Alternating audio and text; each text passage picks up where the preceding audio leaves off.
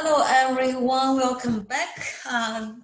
We continue with our Accounting 210 chapter 12.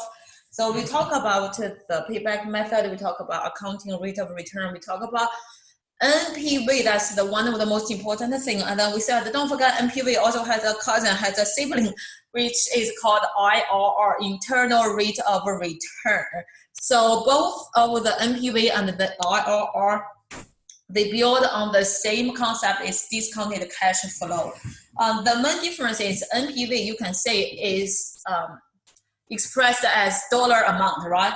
IRR is internal rate of return, is a percentage. So what's the meaning of IRR? Okay, so last time we talked about when we use the NPV method, you can find out that the smartphone, what's the NPV, the speaker, what's the NPV, and then we said for the smartphone without a residual, the NPV is 48,610. For the speaker, the NPV is 78,110. So you got the idea, hey, we should invest, right? We can invest in these two projects because NPV is positive for both of the projects. But what is the exact return for each specific project? So smartphone, you invest, you can get positive NPV, but what's the return for this project? What's the internal rate of return for this project?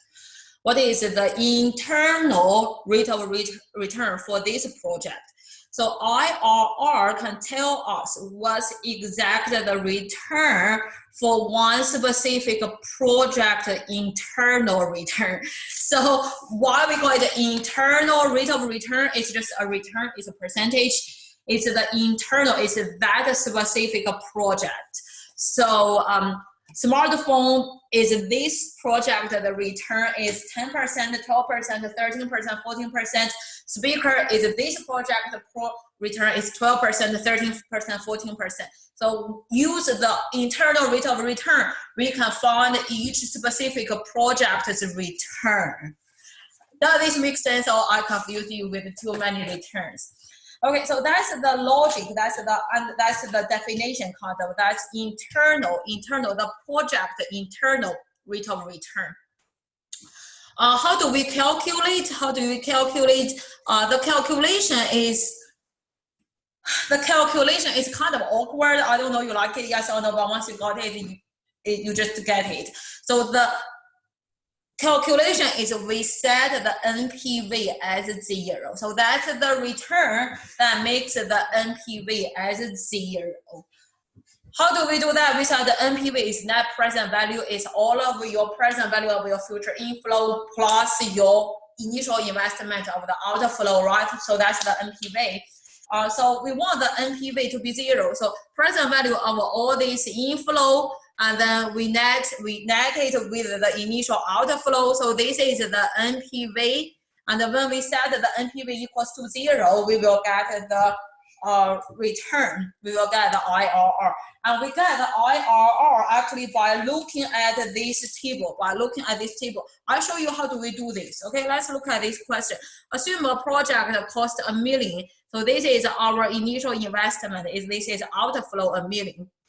And 5 equally yearly cash inflow. So this is just our annuity, right? So this is our annuity. I'm not going to draw the timeline, but you just know. So what's the present value of all this future cash inflow is 305,450 times annuity. We said we time the annuity, but in this case, we don't know the return. We just know, hey, it's 5 years, but we don't know the return. We have to calculate the return, okay? This is the tricky thing. We don't know the return. We have to calculate the return, okay? We set the factor. We just say, hey, I don't know. I just put as a factor. This is the present value. This is the initial investment. We said NPV equals all of this future cash inflow discounted 305,450 times the factor We plus the negative 1 million. We plus the negative 1 million. This is a negative. This is negative. I don't want to confuse you, but this is negative. Or you can just say subtract 1 million, either one. Okay, this is, you know what I'm talking about, right? And then we set this equation. We set this equation to be 0. We set this equation, listen to me, we set this equation to be 0. And then we said 305,450 times the factor. We move the 1 million there equals to 1 million. And then the factor, if you do math, you will find out that the factor has to be, I'll do the math with you, don't worry. I'll do the math, it's 1 million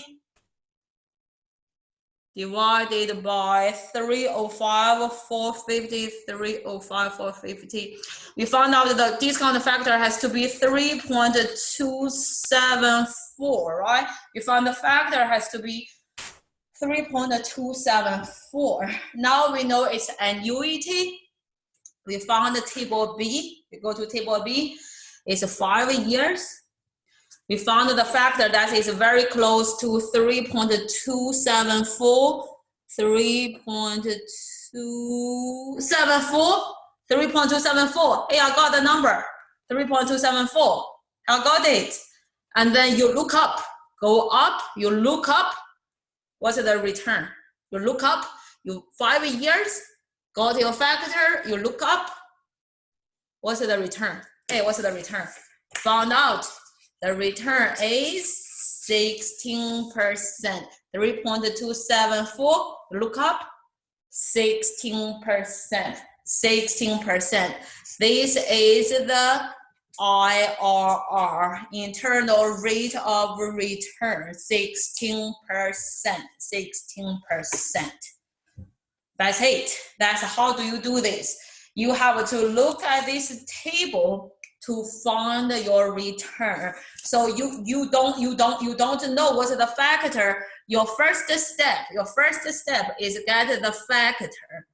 Second step is get the IRR by looking at the table. Okay, I said kind of confused. We will practice some questions together, and hope after we do all the practice, you will feel better. Okay, let me know if you have any question. I see you in next video. Thank you.